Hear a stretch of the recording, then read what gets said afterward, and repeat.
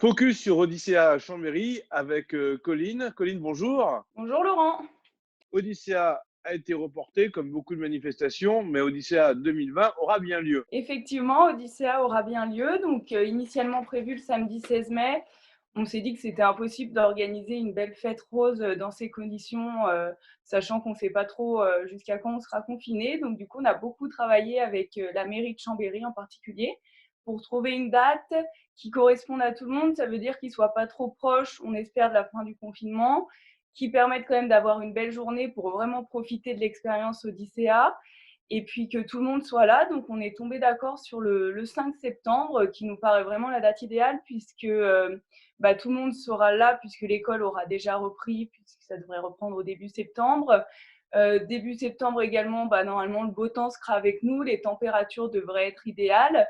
Donc, ça permettra à tout le monde de venir toute la journée au parc du Vernet.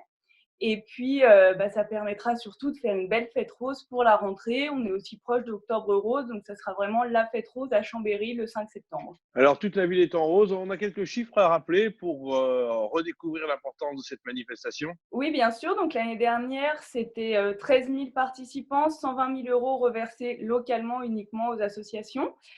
Et du coup, cette année, on aimerait bien doubler, 14e édition, pourquoi pas 14 000 personnes et 125 000 € à reverser aux femmes malades de Savoie. Alors, pendant ce temps, les associations poursuivent bien sûr leur quotidien. Qu'en est-il? Est-ce que vous avez des échos?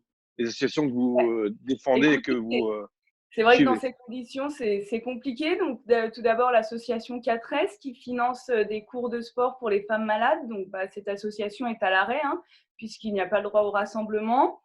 Après, donc, à l'hôpital et à Medipôle, pour les femmes qui sont en chimio, on continue pour vraiment celles qui sont dans l'urgence. Mais c'est vrai qu'il y a moins tous ces soins de support, tout ce qui est esthéticienne, masseuse, puisqu'on limite les contacts.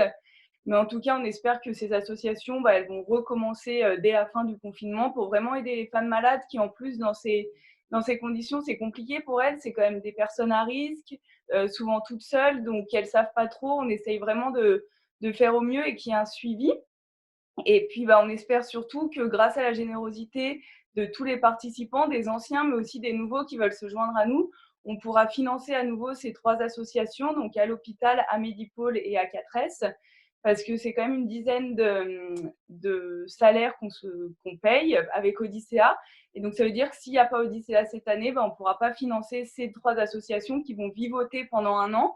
Et puis, après, il faudra que ça redémarre doucement. Donc là, l'avantage, c'est qu'on sait qu'Odyssea aura lieu. On compte vraiment sur la générosité des Savoyards, des Hauts-Savoyards, des Isérois pour venir se joindre à nous, faire une belle fête et reverser de l'argent aux femmes malades et donc aux associations pour que ces associations reprennent dès septembre avec les cours de sport, les soins de support et tout ce qui s'ensuit. Reporter une telle manifestation avec plus de 13 000 personnes, est-ce que c'est compliqué ou finalement ça se fait instinctivement parce que tous les bénévoles qui sont autour de vous ont les bons réflexes? C'est instinctif.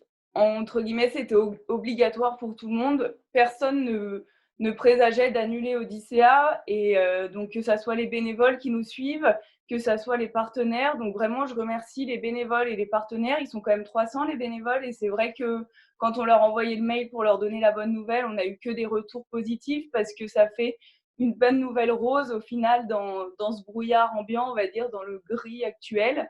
Et du coup, tout le monde est vraiment content. Ça pose aussi des objectifs parce que c'est vrai que là, on a du mal à voir à long terme.